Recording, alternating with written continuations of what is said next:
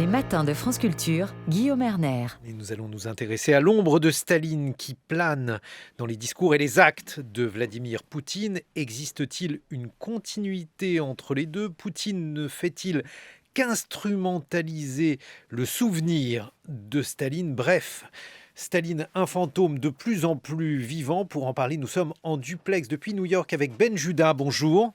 Bonjour. Vous êtes analyste spécialiste de l'Europe à l'Atlantic Council, un centre de réflexion américain. Vous êtes journaliste, écrivain. On vous doit un ouvrage non encore traduit qui s'intitule Fragile Empire au Yale University Press, une étude sur la Russie justement de Vladimir Poutine. Et ici, dans ce studio, Clémentine Fauconnier, bonjour. Vous êtes maîtresse de conférences en sciences politiques à l'université de Haute-Alsace, spécialiste de la vie politique intérieure russe. On vous doit notamment Entre le marteau et l'enclume aux presses universitaires du Septentrion.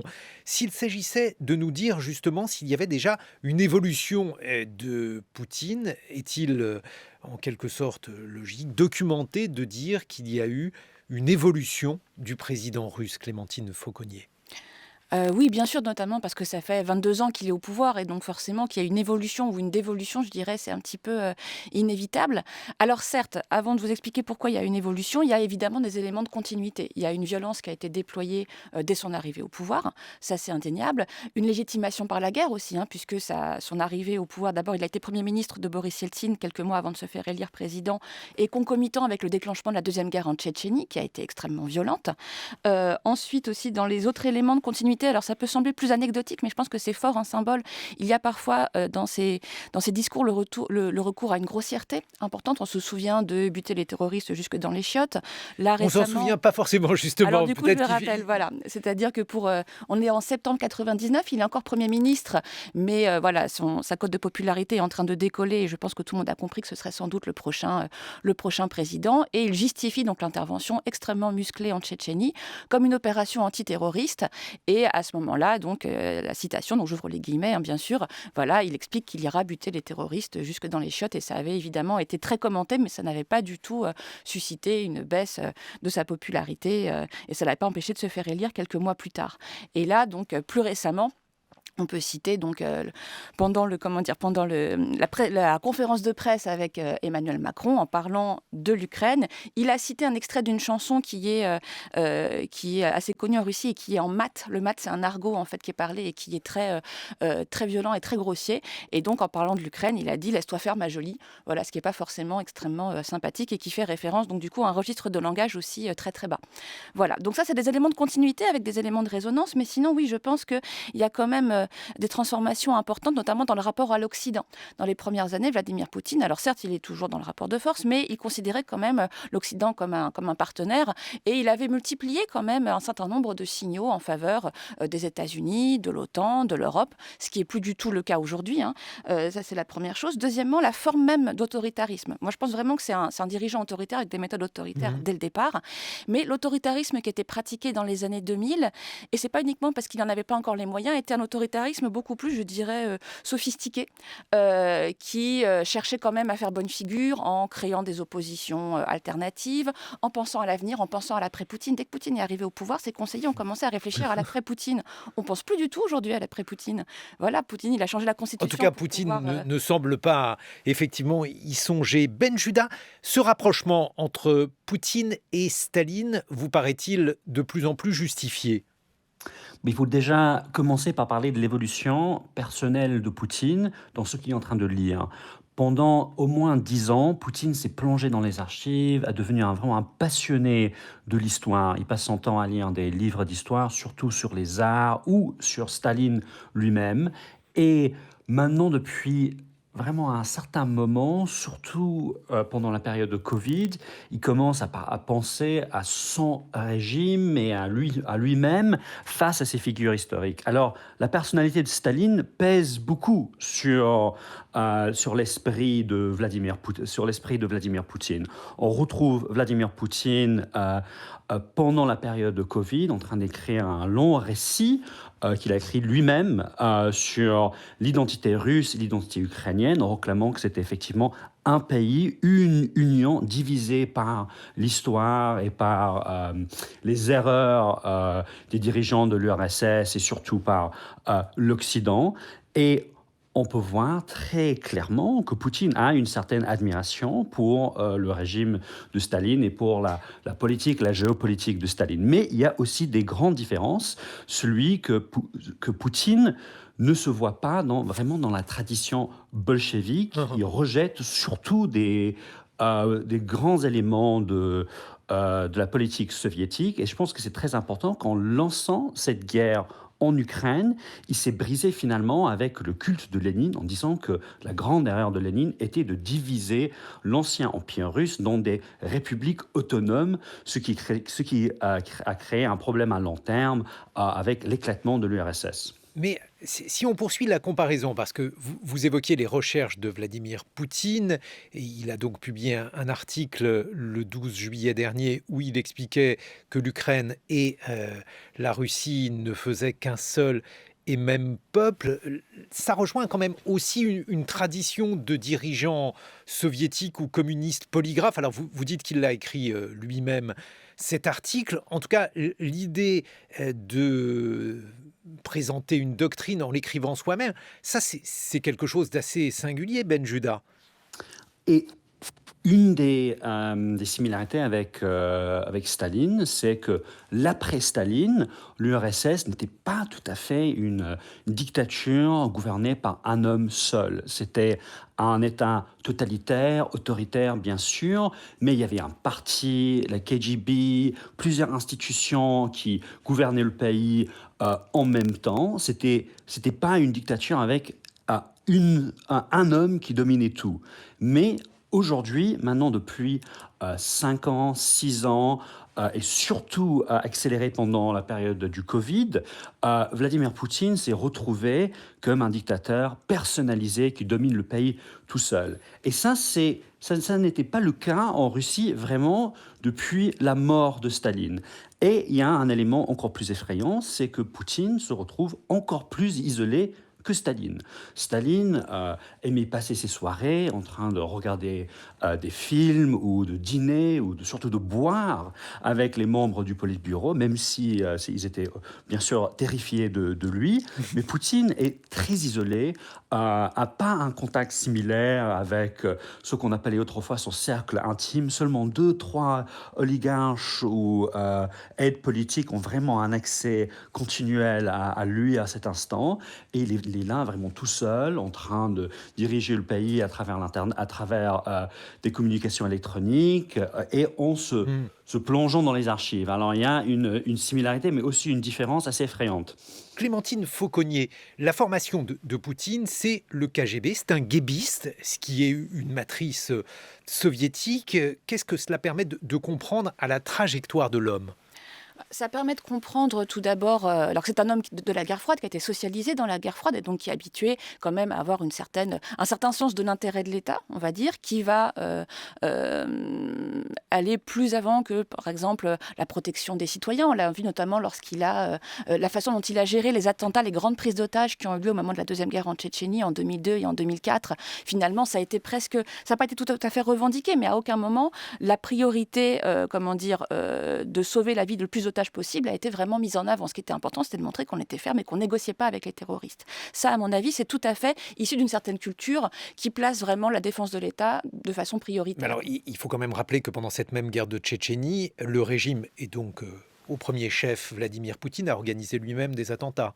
Alors, ça n'a pas été complètement prouvé. On a trouvé des agents du FSB posant des bombes. Voilà, ça n'a pas été. On pense qu'il y a encore, je dirais, une marge de manœuvre pour l'étayer complètement, mais c'est en effet la version qui domine et qui semble la plus sérieuse. Après, pour la rappeler aux auditeurs en quelques mots, Clémentine Fauconnier. Ce qui s'est passé, c'est que donc il y a eu des attentats qui ont été commis à Moscou et en province, mais d'une ampleur très importante, qui ont fait des centaines de morts, c'est des immeubles entiers qui ont explosé et qui ont eu lieu donc en août et en septembre 99, au moment où Poutine arrive à son son poste de Premier ministre et au moment donc de déclencher la Seconde Guerre en Tchétchénie. Et c'est ça justement qui a justifié l'intervention extrêmement musclée qui a eu lieu. Maintenant, sur le passage par le KGB, c'est aussi important comme registre de légitimation. C'est-à-dire que, évidemment, pour une partie de la population russe, c'est un repoussoir parce que ça fait appel vraiment aux heures les plus sombres et les plus inquiétantes de l'URSS.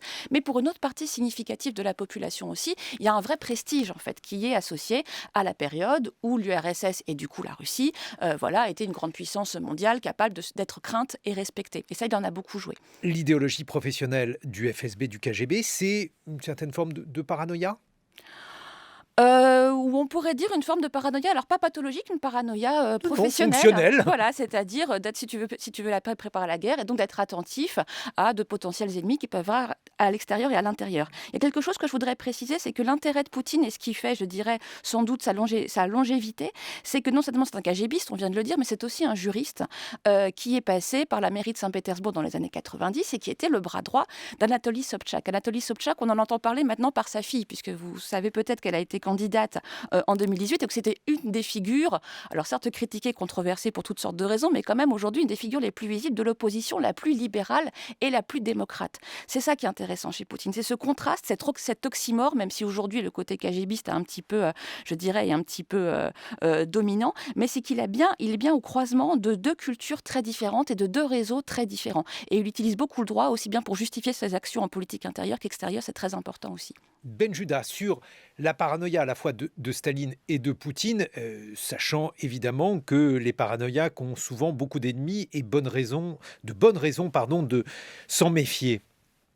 Une des grandes différences entre Poutine et Staline, c'est que Staline a certainement, au cours de son pouvoir, décimé et détruit les anciens bolcheviks et les gens qui l'entouraient pendant sa jeunesse politique. Et Poutine a fait complètement à travers. Si on regarde le Kremlin aujourd'hui, ça reste dominé par les associés, dis donc, d'Anatoly Sobchak et de Vladimir Poutine pendant sa jeunesse politique, où, comme on vient d'entendre, il était le maire adjoint de Saint-Pétersbourg pendant cette période. Ces individus continuent à être dans son cercle intime, même s'ils écoutent peu aujourd'hui. Alors là, il y a une grande différence. Il n'a jamais fait de purge.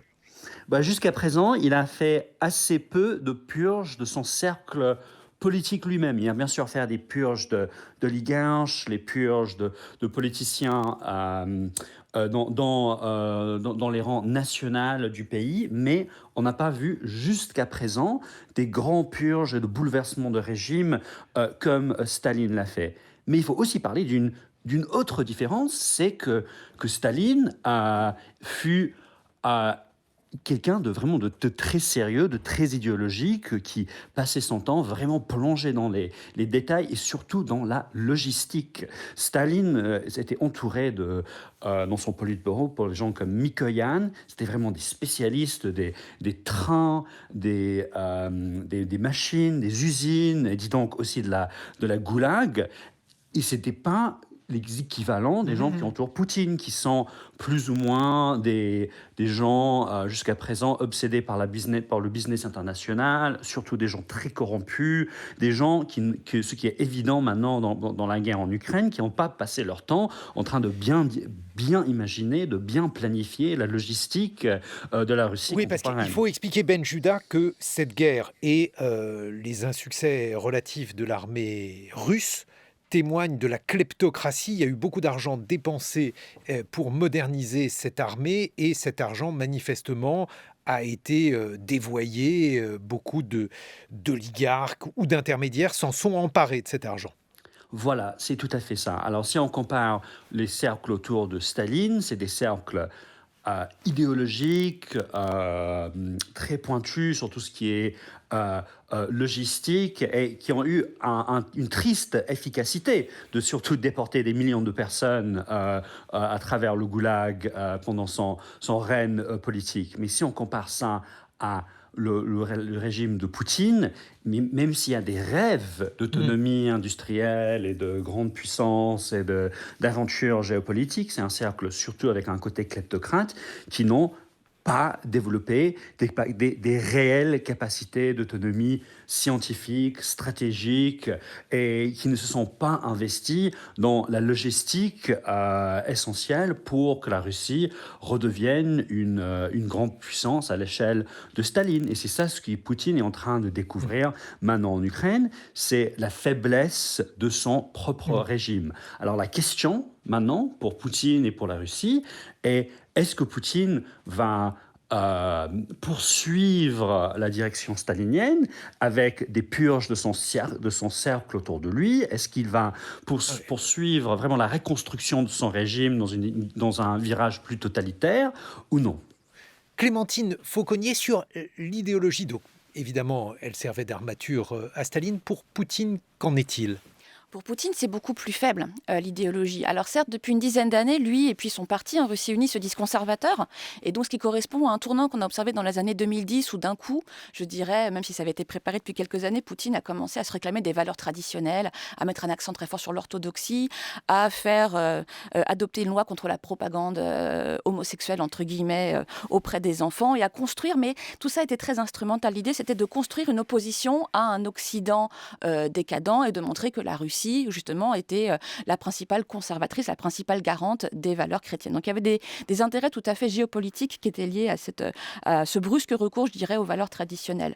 Mais sinon, à part ça, l'idéologie joue un rôle tout à fait secondaire, et à mon avis, c'est une des différences centrales entre Staline et Poutine, c'est que chez Staline, il y avait, alors certes un coût social immense, une volonté de moderniser le pays, de le changer, de mener une transformation sociale, économique, l'industrialisation, la collectivisation des terres, etc. Poutine n'a jamais eu ce type d'ambition. Il ne propose pas du tout de créer un modèle alternatif au capitalisme, par exemple, actuel.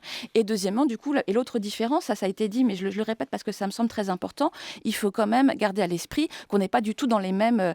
l'ampleur de la violence qui est déployée pour agir entre Staline et Poutine n'a quand même absolument rien à voir. Chez Poutine, ça reste quand même des violences beaucoup plus ciblées, beaucoup plus limitées. On n'est pas à des millions de personnes qui sont déportées dans les goulags comme à l'époque de Staline. On n'a pas l'équivalent, donc j'imagine qu'on en reparlera, ou qu'on vous en avez déjà beaucoup parlé, de la grande famine qui a été organisée en Ukraine et qui a fait 6 millions de morts.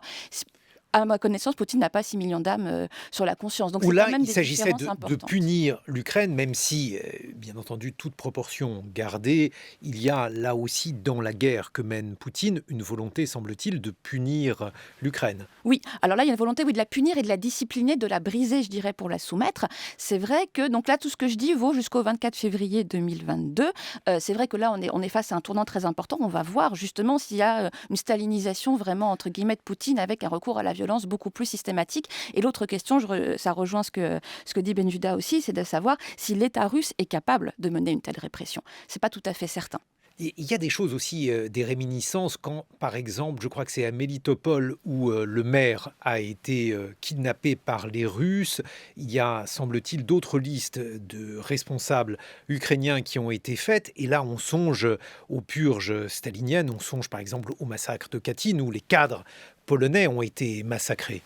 On y songe aussi, bien sûr, mais à nouveau, j'insiste, là, il s'agit pour l'instant d'actions extrêmement ciblées. Là où chez Staline, il y avait la volonté de liquider, par exemple, les koulaks en tant que classe. Il y avait une volonté vraiment de faire disparaître une population entière ou des minorités entières.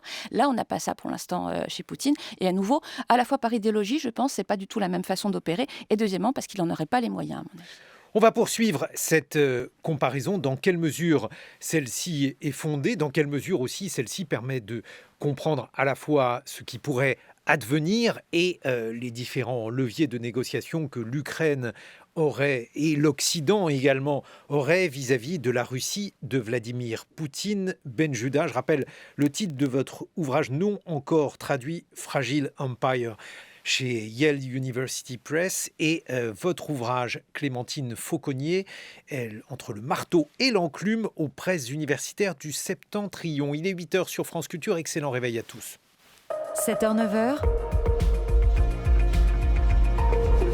les matins de France Culture, Guillaume Erner. Et nous poursuivons ce parallèle, valide ou pas, entre Poutine et Staline, en compagnie de Clémentine Fauconnier, maîtresse de conférences en sciences politiques. Vous avez publié Entre le marteau et l'enclume aux presses universitaires du Septentrion, et puis en duplex depuis New York. Ben Judah, vous êtes analyste spécialiste de l'Europe à l'Atlantic Council, et on vous doit notamment Fragile Empire au Yale University Press, un livre qui n'est pas encore traduit. Ben Judah, lorsque l'on évoque Staline, on pense à un certain nombre d'actes qui paraissent difficilement explicables, qui semblent irrationnels, qui confinent à la folie, au sadisme.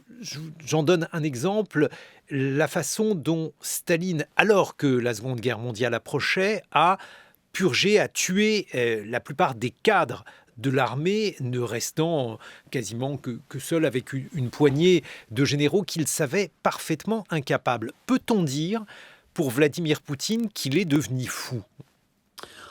En parlant de Staline, il faut évoquer toujours le paradoxe. C'est que Staline fut en même temps un leader avec des épisodes paranoïaques à l'échelle énorme, même dans une phase assez qu'on peut appeler la folie, comme les grandes purges de l'armée avant la Seconde Guerre mondiale.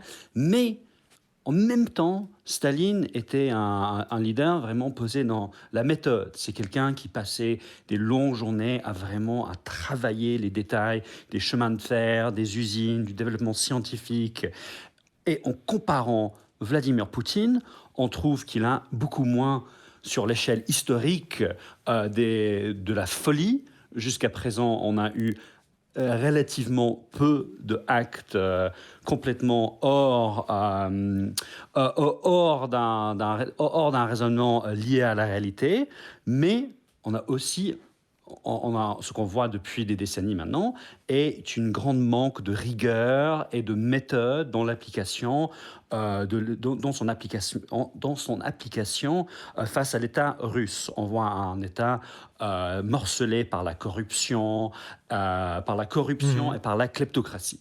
Bon, je poursuis malgré tout cette notion d'irrationalité, de folie. Chacun choisira son terme, vous le choisirez, Ben Judah. Mais quand on prend par exemple la lecture de Vladimir Poutine, qui est une lecture historique, mais alors une lecture historique refabriquée, quand on prend par exemple sa propension à mentir publiquement, on voit par exemple dans ses négociations avec Emmanuel Macron, il a expliqué qu'il n'y aurait pas d'escalade entre la Russie et l'Ukraine, et puis on voit ce qu'il advient. Est-ce que c'est une forme de calcul, de mensonge assumé? Et là, dans ce cas-là, on pense peut-être plus à Hitler qu'à Staline. Staline ne mentait pas publiquement, le régime mentait. Bref, comment expliquer ce comportement selon vous ?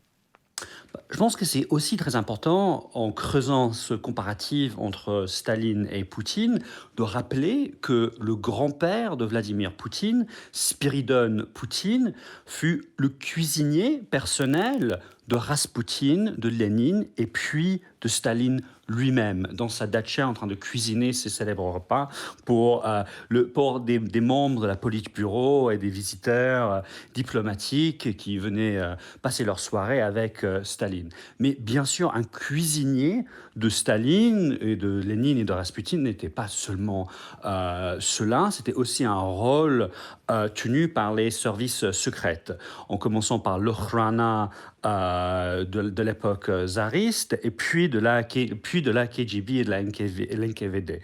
Et le rapport avec le mensonge que Vladimir Poutine détient, c'est surtout un rapport avec cet héritage d'être un guébiste, d'être quelqu'un formé, non seulement lui, mais aussi formé familialement dans l'atmosphère de la KGB et de la surveillance, où le mensonge est permis pour les raisons d'État. Clémentine Fauconnier, sur l'irrationalité de Vladimir Poutine comparée à celle de Staline. Alors je pense qu'elle est assez différente et elle est peut-être irrationnelle quand même. Ça c'est plutôt une question que j'ai posée. Mais pour ce qui concerne par exemple son rapport à son entourage, au contraire, Vladimir Poutine a beaucoup de mal à se débarrasser finalement. Enfin, il cherche pas particulièrement à le faire. C'est-à-dire que les cadres qui l'entourent sont les mêmes depuis très longtemps. Ils sont vieillissants comme lui, ce qui est sans doute en partie une erreur d'ailleurs. Mais si vous regardez Shoigu, le ministre de la Défense actuel, il est là depuis les années 90. Lavrov aussi, le ministère des Affaires étrangères, qui a à peu près le même âge de Poutine, qui est là depuis 2004 et qui était déjà très présent et puissant dans les années années 90, et il y a très peu de disgrâce, ou même quand disgrâce il y a, les personnes en question ne sont pas inquiétées, comme Medvedev par exemple, ou comme Surkov qui a été un conseiller très influent de 2000 jusqu'à 2012. Bref, il n'y a pas du tout, là pour le coup, c'est un élément de rupture très important entre la façon qu'avait Staline régulièrement de se débarrasser de la façon la plus violente possible de ses collaborateurs, là où chez Poutine, mais c'est pas forcément qu'une bonne chose non plus, après est-ce que c'est irrationnel, il faudrait pousser le raisonnement un petit peu plus loin, mais en tout cas, je pense que cette prudence ou cette tendance à avoir des cadres autour de soi qui sont très très stables n'est pas forcément très très bonne, puisqu'elle empêche aussi au système russe de se renouveler, elle l'empêche de se rajeunir, elle fait aussi du coup que c'est une fuite en avant et qui fait que finalement il n'y a pas de successeur possible, donc Poutine, on a peut-être Poutine jusqu'à 2036. Dans les milieu des années 2000, il y a eu des tentatives, je pense sous l'influence de Surkov, justement, de ce conseiller, Vladislav Surkov, d'essayer de faire monter une jeune génération aux côtés de Poutine. Ce rajeunissement, aujourd'hui, si vous regardez qui entoure Poutine, c'est des hommes qui ont tous à peu près son âge. Voilà. Et donc, du coup, de ce point de vue-là, je ne suis pas sûre que ce soit tout à fait rationnel. Peut-être que c'est un petit peu de la paresse, peut-être que c'est justement une espèce de prudence quasi pathologique qui consiste à toucher le moins possible de choses pour pouvoir conserver le pouvoir tel qu'il est jusqu'à la sclérose. Mais de ce point de vue-là, c'est complètement différent de Staline. Le régime et le mensonge. Alors, le mensonge, je dirais... Alors, le mensonge, il est aussi très stratégique. C'est-à-dire que ça fait partie aussi de la culture politique russe. Poutine n'est pas le seul dirigeant à avoir menti. On a d'autres exemples un peu plus à l'ouest de Paris où on a vu qu'il y avait quand même des recours au mensonge qui étaient assez réguliers. Mais je dirais le mensonge et je dirais plus précisément la subversion. La capacité à créer une espèce de réalité alternative qui va mélanger les consciences, les interlocuteurs. Dans les années 90, en Russie, on a vu donc des années qui étaient beaucoup plus peut-être les plus démocratiques de l'histoire russe, même si c'était une démocratie encore très très imparfaite. Il y a eu, et ça a été tout à fait théorisé, et d'ailleurs les acteurs qui ont mis en place ces stratégies en sont très fiers, ils écrivent des manuels là-dessus, ont mis en place toute une série de stratégies, notamment de stratégies électorales, pour créer par exemple des fausses oppositions, et qui allaient par exemple, donc si le Parti communiste était un petit peu puissant, et dans les années 90, donc à un moment où le Parti communiste était un parti d'opposition, et qu'on craignait qu'il ait des scores trop bons, on créait un parti qui avait pratiquement le même nom, on choisissait un candidat qui s'appelait Ivanov, comme les noms de famille reviennent très souvent en Russie, qui avait le même nom que le candidat un petit peu dangereux, pour permettre justement de dilapider, de répartir les voix et de faire perdre cette opposition un petit peu dangereuse.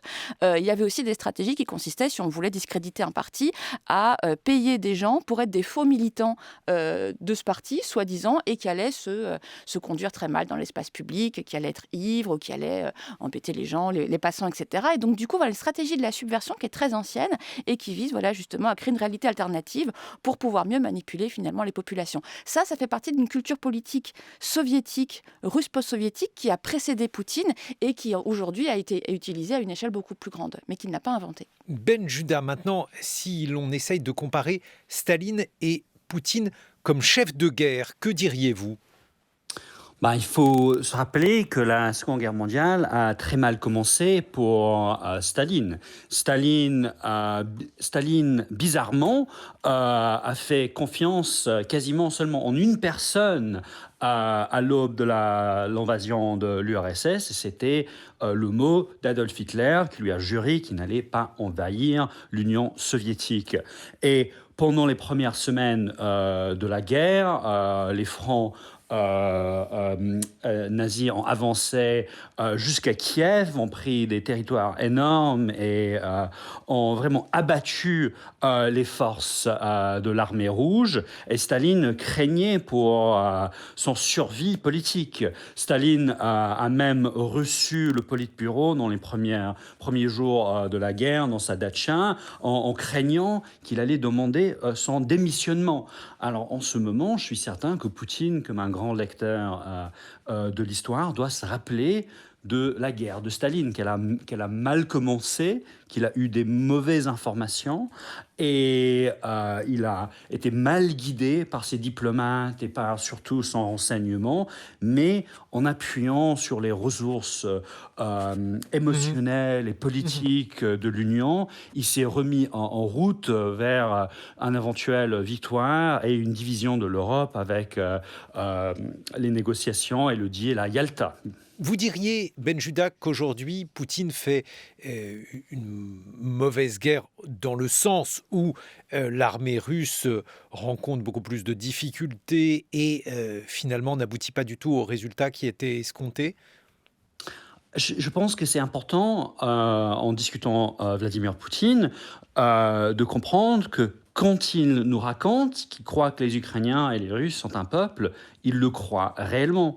Et quand il raconte que ce qu'il voulait déclencher en Ukraine n'était pas une guerre, mais une opération militaire spéciale, en effet, il pensait réellement que ça allait se dérouler en une semaine, 2 semaines. Zelensky allait s'enfuir, un tiers de l'armée ukrainienne allait rejoindre l'armée russe, les villes de l'Est et du Sud du pays qui sont plutôt russophones allaient se rajouissaient avant l'armée russe comme des libérateurs. Et il a vraiment cru qu'il allait pas lancer une guerre classique de conquête comme les pires moments du XXe siècle. Alors, ce que Poutine a découvert maintenant, c'est que toute son opération a mal jugé la réalité de l'Ukraine et la réalité de la guerre. Alors pourquoi ? Là, on revient à cette question de Poutine comme un ancien agent secret, un homme de la KGB. Le plan pour l'invasion de l'Ukraine n'était pas un plan entre tous les niveaux de l'État, entre les grands ministres, entre les ministères. C'était effectivement une espèce de complot à l'intérieur de l'État, sans vraiment de discussion.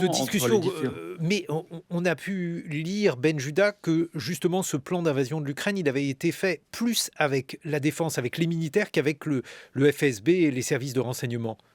Mais c'est pas un plan d'invasion comparable à celui que les Américains et les Britanniques ont préparé avant la guerre, en Irak ou en Afghanistan. C'était vraiment quelque chose gardé entre un cercle très proche, très intime. C'était pas planifié et testé de haut en bas dans le système.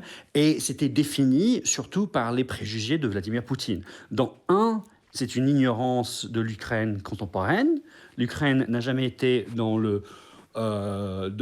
l'esprit russe une colonie. Alors il manque beaucoup d'expertise sur l'Ukraine. Dans un sens, le regard russe sur l'Ukraine me rappelle un peu le regard anglo-britannique sur l'Irlande il y a 100 ans, où la métropole refusait de comprendre que l'Irlande était effectivement une autre nation.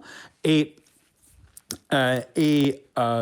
Vladimir Poutine a gravement payé pour n'avoir pas compris que l'Ukraine allait lui poser une très grande résistance. Alors, la plus grande faillite de Vladimir Poutine, un homme de la KGB, est ironiquement son mauvais renseignement et son incapacité de vraiment découvrir la réalité de la situation en Ukraine ou d'être capable de se faire face à cela. Encore que les interventions occidentales en Irak et en Afghanistan n'ont pas débouché sur des plans qui se sont révélés parfaitement efficaces et comparables à ce qui était prévu. Clémentine Fauconnier, votre avis là-dessus sur échec relatif, bref, je vous laisse le nommer, de Vladimir Poutine. Alors, ce qui est intéressant, il me semble, dans l'intervention en Ukraine, c'est qu'elle est en rupture avec ce à quoi Vladimir Poutine nous avait habitués. Et c'est peut-être justement, donc je vais aller dans la continuité de ce qui vient d'être dit par Ben Judah, c'est peut-être un des signaux finalement que c'est pas tout à fait les mêmes acteurs qui ont pris les décisions et qui ont préparé cette invasion. Si on pense à d'autres interventions, comme par exemple l'annexion de l'Ukraine en 2014, si on pense par exemple à la guerre en Géorgie en 2008 qui a duré une dizaine de jours, si on pense encore à l'action du groupe Wagner dont on parle énormément, à cette société militaire privée qui est très active, notamment dans l'Afrique subsaharienne, ce qu'on voit, c'est à chaque fois des actions très sophistiquées, assez efficaces, menées avec beaucoup d'économies de moyens, et qui sont en contraste total avec ce qu'est en train de faire Vladimir Poutine. Et donc c'est pour ça aussi que cette intervention en Ukraine était assez surprenante, je dirais, par son ampleur, par manifestement un espèce d'erreur d'appréciation, c'est-à-dire que manifestement les dirigeants russes, Poutine, pensaient très rapidement parvenir à leur fin, mais aussi parce qu'ils ont posé des objectifs qui étaient extrêmement élevés et qui sont très surprenant par rapport à des actions qui étaient beaucoup plus ciblées. Je prends l'exemple de la guerre en Géorgie. La guerre en Géorgie en 2008 aurait pu être tout à fait une répétition générale pour l'Ukraine, c'est-à-dire que pendant 10 jours, et ça n'a duré que 10 jours, les chars russes sont rentrés dans le pays au même prétexte de soutenir des États séparatistes et de façon suffisante pour qu'au bout de 10 jours, à l'époque c'était Medvedev qui était président, disent c'est bon, finalement, l'État géorgien est considérablement fragilisé, il ne pourra pas en l'état rentrer dans l'OTAN ou dans l'Union européenne avant longtemps, mission accomplie, nous rentrons chez nous. Voilà. Alors que là, finalement, les objectifs posés par Poutine ont été tellement élevés avec l'Ukraine, avec cette appréciation en Géorgie, le gouvernement n'a pas sauté. Donc du coup, pourquoi en Ukraine il aurait plus sauté? Les situations sont très très proches. Et donc du coup, en mettant un objectif tellement élevé, en impliquant aussi avec ce suspense qui a duré depuis tout l'automne jusqu'en février, d'impliquer au maximum finalement l'OTAN, les États-Unis, l'Union européenne, finalement c'est ça qui est très étrange, et qui semblait vraiment vouloir aller à une confrontation bien plus élevée dont il n'avait peut-être pas les moyens. Mais alors, précisément, puisque la question de savoir si l'OTAN constituait ou non une menace pour la Russie, en tout cas elle l'était, semble-t-il, elle était perçue comme telle par Vladimir Poutine. S'agit-il d'une réflexion cohérente, rationnelle, ou bien pensez-vous qu'il y a là la trace, Clémentine Fauconnier, justement, d'une grille de lecture paranoïaque? Alors, il y a la trace d'une grille de lecture, je ne dirais pas paranoïaque, mais je pense que ce qui est central, on en parle beaucoup, c'est d'ailleurs, ça peut être discutable, mais en tout cas, ça fait partie vraiment des perceptions et des représentations d'une partie de la population russe et de Vladimir Poutine et de son entourage, c'est l'idée qu'il y a eu une humiliation, qu'il faut laver l'affront qu'a été l'effondrement de l'URSS. En gros, si je résume le discours qui est tenu par Poutine, son entourage, et qui est partagé, je répète, par une partie de la population, pas toute évidemment, c'est que en gros, l'effondrement de l'URSS, c'était considéré, enfin, ça a été un drame, c'est une catastrophe géopolitique, c'est comme ça qu'a dit Vladimir Poutine, et qu'à la fin de la guerre froide, en gros, les dirigeants de l'époque s'attendaient à ce que ce soit finalement deux puissances qui décident ensemble de faire la paix, et non pas un vainqueur face à un vaincu. Et donc, du coup, l'affront, entre guillemets, sur lequel Vladimir Poutine, je dirais, surfe de plus en plus, aussi pour des raisons de politique intérieure, parce que c'est payant en politique intérieure. L'opinion publique le suit, justement? Oui. Alors, l'opinion politique le suit sur ces questions, oui. Alors, il faut quand même être prudent, parce que l'opinion publique, dans un contexte aussi concentré, contrôlé que le contexte russe, évidemment, c'est pas, les chiffres ne veulent pas dire la même chose. 30% de oui, c'est pas les mêmes 30% de oui qu'en France. Là, il a apparemment 70% de oui. Oui, voilà, c'est ça, sachant à nouveau qu'il y a très peu d'informations, que les gens peuvent avoir peur aussi d'exprimer leur opinion. Les études les plus sérieuses sur lesquelles on s'appuie tous, c'est celle du Centre Levada, qui a été nommé d'ailleurs agent de l'étranger, qui est en difficulté, mais qui fait un travail extrêmement sérieux dans des conditions assez difficiles. Et ce qui est intéressant, c'est de repérer, je dirais, les discontinuités. Là, ce qu'on voit, c'est à quel point quand même les pays amis, considérés comme amis depuis ces dernières années, c'est pour l'essentiel, c'est la Biélorussie, c'est la Chine, c'est le Kazakhstan. Dans le top 10 des pays amis, on trouve quand même l'Allemagne. En 9e place, c'est le seul. Et sinon, dans les pays, alors le terme n'est pas les pays ennemis, mais les pays non amicaux, on trouve les États-Unis, le Royaume-Uni, etc. Donc les grandes puissances occidentales. Ça, c'est partagé en partie par l'opinion russe, mais il est possible aussi que ce soit l'effet d'une construction. Voilà. C'est-à-dire qu'à force d'avoir des médias très contrôlés, notamment la télévision, qui donne ce type de vision du monde, forcément, au bout d'un moment, la population suit. Et ce qui est important, et donc du coup, je profite de parler de l'opinion publique pour revenir sur Staline, ce qui est important, c'est qu'on a de plus en plus une vision positive de Staline qui est partagée par la population, plus de 50%, mais qui est adossée, ça c'est très important, sur une méconnaissance aussi de plus en plus grande, notamment chez les jeunes. Ce qui était évalué par le Centre Levada, c'est en 2021, sur la tranche des 18-25 ans, plus de 40% n'avaient pas entendu parler des purges. Voilà. Ben Judah, est-ce que Vladimir Poutine est suivi aujourd'hui par son opinion publique? Ce qu'on voit en ce moment est que sur le long règne de Poutine, maintenant il est en pouvoir de plus de 22 ans, il a commencé avec une très grande popularité, en large partie parce qu'il a guidé une stabilisation économique. Et si on regarde il y a 10 ans, il y a 15 ans, le peuple russe a vraiment eu un très grand respect pour ce leader qui a tué l'inflation, qui a guidé une politique de stabilisation assez pointue de leur point de vue et qui a établi des conditions pour que la classe moyenne s'élargisse et commence à vraiment entrer dans la mondialisation et à découvrir l'Europe.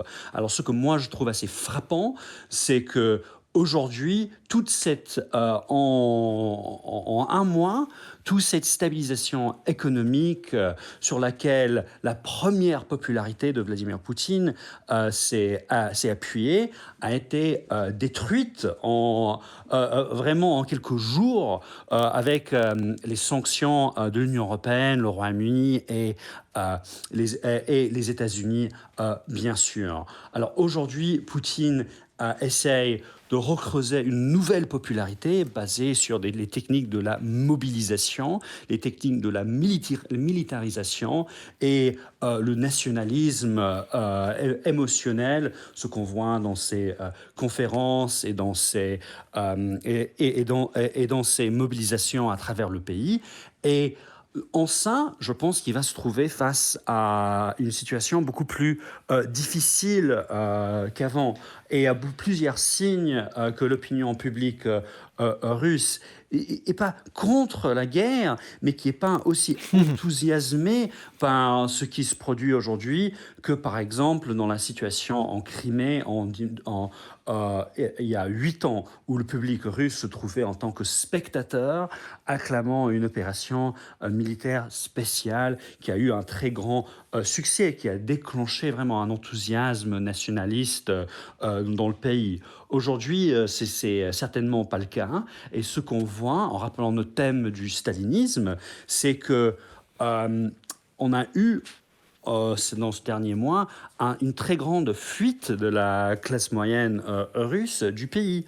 Des estimats, c'est que potentiellement supérieur à 100 000 Russes ont fui le pays en direction de l'Asie centrale, les Caucases, l'Europe, s'ils n'ont pas la capacité de prendre des billets d'avion ou des visas pour la France ou la Grande-Bretagne ou les pays baltes.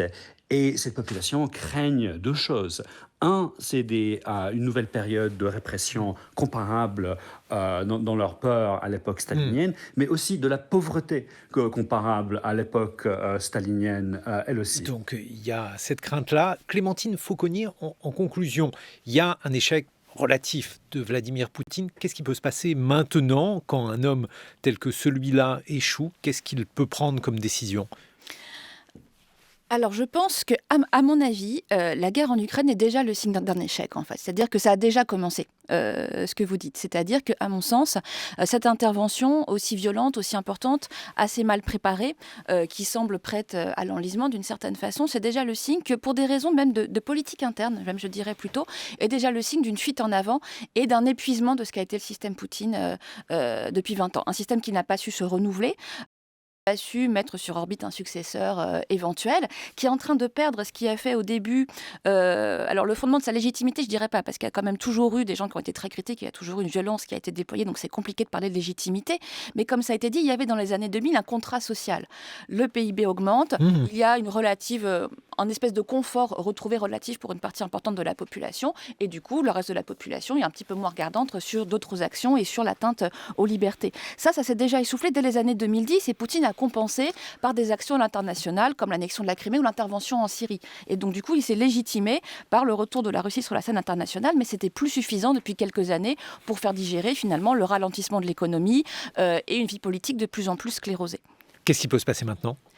Alors, ce qui peut se passer, ça peut continuer comme ça, je dirais, une guerre qui s'enlise et un système politique russe de plus en plus fermé. On peut aussi imaginer à un moment, comme je disais tout à l'heure, que l'État russe n'ait pas les moyens de mener à la fois une telle répression en interne et que le système, à un moment ou à un autre, s'effondre sur lui-même. Un mot de conclusion, Ben Judah, qu'est-ce qui peut se passer maintenant ? Je pense que le champ de bataille va déterminer le destin de Poutine, de Zelensky, mais aussi de grande partie la Russie et l'Ukraine. Il ne faut pas oublier que les champs de bataille sont très chaotiques et qu'on peut se faire face ici 1 semaine ou 2 semaines à des situations bouleversées par rapport là où on se trouve aujourd'hui. Il faut regarder ce qui se passe à Mariupol, ce qui se passe à Mykolaïv, ce qui se passe au nord de Kiev et de ne pas oublier que les guerres sont toujours très dures à cerner à des moments comme celle-là. Merci Ben Judah. Je rappelle le titre de votre ouvrage Fragile Empire, au Yale University Press, ouvrage non encore traduit. Merci d'avoir été avec nous très tard, puisque vous êtes en duplex depuis New York. Clémentine Fauconnier, votre livre Entre le marteau et l'enclume, aux éditions des presses universitaires du Septentrion. Je vous présente mes camarades qui viennent prolonger cette émission, Quentin Lafay et Géraldine Mosna-Savoie. Bonjour à tous les deux. Bonjour Guillaume, bonjour à tous. Quentin, la guerre en Ukraine transforme la façon de nous informer. Oui, et la manière d'informer en renforçant l'open source intelligence, aussi appelé le renseignement d'origine source ouverte. J'expliquerai évidemment ce que c'est. Et vous, Géraldine, vous avez appris l'existence d'un bruit mystérieux. Ça se passe dans le nord de l'Angleterre et une partie de la population n'en peut plus. Vous allez nous expliquer ça dans quelques instants.